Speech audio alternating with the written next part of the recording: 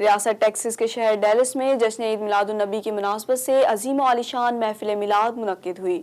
نعت خوانوں نے بارگاہ رسالت میں گلہائے عقیدت پیش کیے۔ تفصیلات اس رپورٹ میں۔ ٹیکساس کنگ کے زیر اہتمام منعقد کرائی جانے والی محفل میلاد کا آغاز تلاوت قرآن مجید سے ہوا۔ پاکستان سے آئے ہوئے معروف اسلامی اسکالر ڈاکٹر جمیل راٹھوڑ نے آقائے دو جہاں صلی اللہ علیہ وآلہ وسلم کی سیرت بیان کرتے ہوئے کہا کہ رسول اللہ کی شان پوری کائنات میں بیان کی جاتی رہی ہے اور تا قیامت بیان ہوتی رہے گی۔ رسول اللہ کی آمد سے ہی مسلمانوں کی شان اور اہمیت ہے۔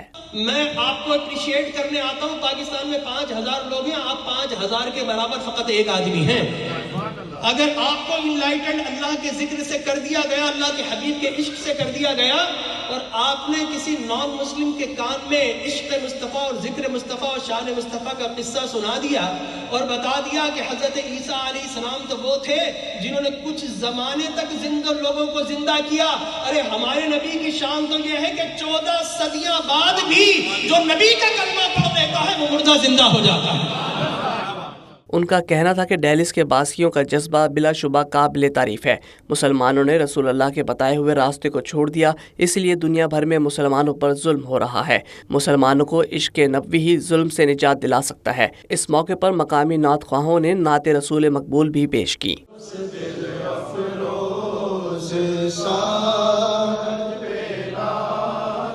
اور کاش بخشے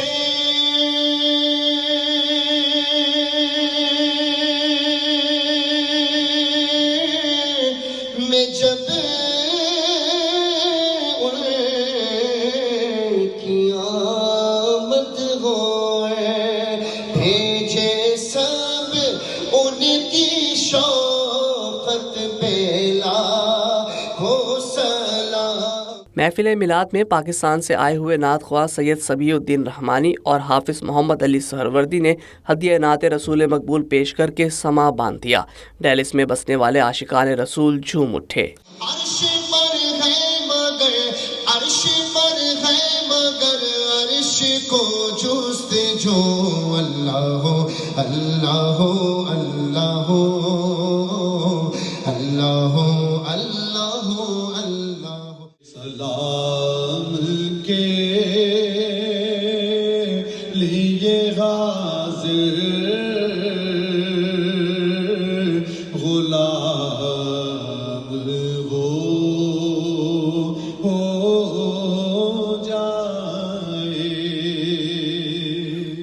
میلاد کی محفل میں معززین ڈیلس کی بڑی تعداد شریک ہوئی۔ آخر میں سلام پیش کیا گیا۔